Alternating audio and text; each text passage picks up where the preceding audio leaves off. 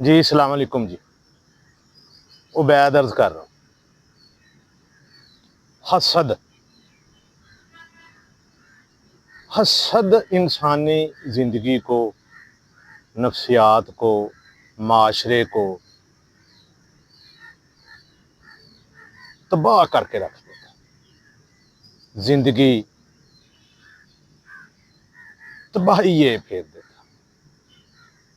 حسد، انا، تکبر، ضد،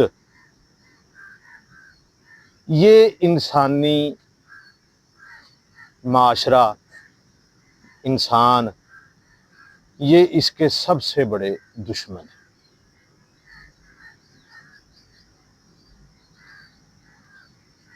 اس کی بنیادی وجہ کیا ہے؟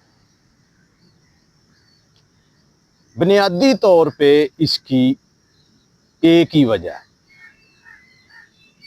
معاشرے کا بڑھتا ہوا طبقاتی فرق۔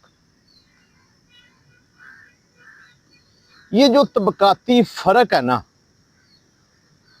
امیر غریب کا، جیسے جیسے یہ بڑھتا جاتا ہے، انسان میں حسد، تصنع، دکھاوا، منافقت،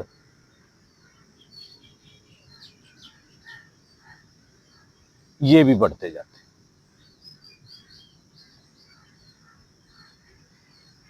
حسد کا نقصان کیا ہے؟ سب سے زیادہ نقصان اس کا اسی کو ہے جو حسد کرتا ہے۔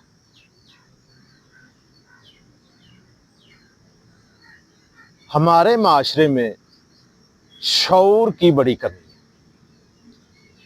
آپس کی دشمنیاں، قتل و غارت، لڑائی، اس معاملے میں ہمارا معاشرہ انتہائی گراوٹ کا شکار ہے۔ اوپر سے مصیبت یہ ہے کہ ہم سیکھتے بھی نہیں، سبق حاصل نہیں کرتے۔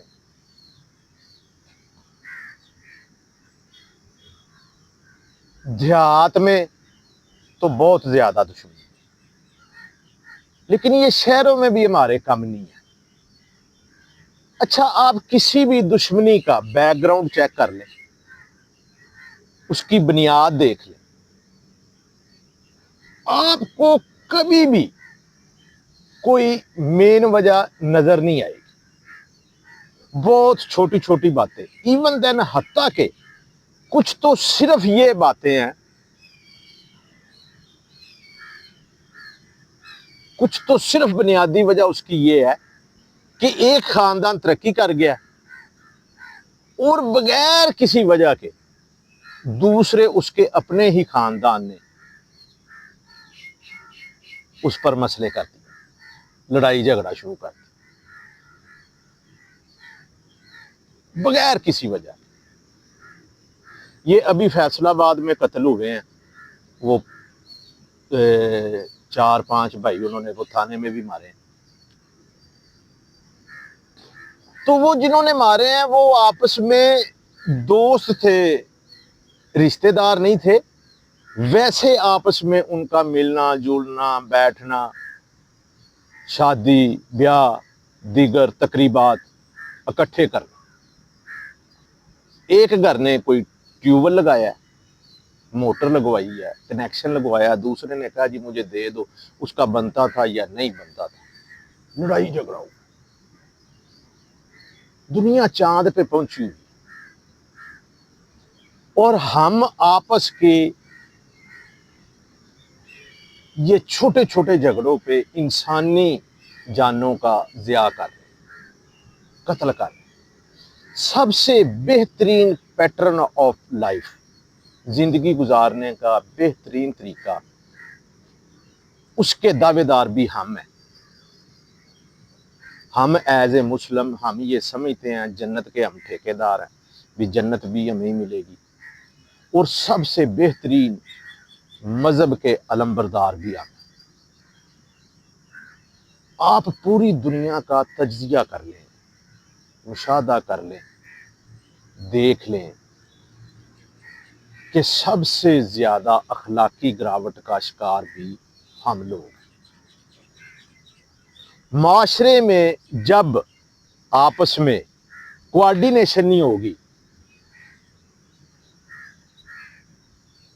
تو معاشرہ گراوٹ کا شکار ہو جائے۔ ہر انسان کے، ہر بندے کے زبان پہ ایک ہی لفظ ہے کہ یہاں پر کوئی کسی کا نہیں ہے۔ کوئی کسی کا نہیں ہے، اس سے کیا مراد ہے؟ اس سے وہ تو مراد ہوتا ہی نہیں ہے جو آپ کا واقف نہیں ہے، جس کو آپ جانتے نہیں ہیں، جو دوسرے ملک کا ہے، جو غیر مذہب کا ہے، جو غیر خاندان کا ہے، اس سے تو آپ کا تعلق ہی نہیں ہوتا۔ آپ کہہ رہے ہوتے ہیں اس کو جو آپ کا رشتہ دار ہے، بھائی ہے، تعلق دار ہے، دوست ہے، اس کو بنیاد بنا کر آپ کہہ رہے ہوتے ہیں کہ کوئی کسی کا نہیں ہے۔ اچھا، معاشرتی طور پہ یہ میں بات مان سکتا ہوں، لیکن اس بات کو میں کس طرح تسلیم کر لوں کہ اللہ تعالیٰ کہہ رہا ہے کہ آپ ایز اے انسانیت، ایز اے مسلمان بھائی بھائی ہو تو اکٹھے ہو کے رہو، تو میں بندے کی یہ بات انسانوں کی کس طرح مان لوں کہ کوئی بندہ کسی کا نہیں ہے، ہمیں اکیلے ہی سروائیو کرنا چاہیے۔ جی السلام علیکم۔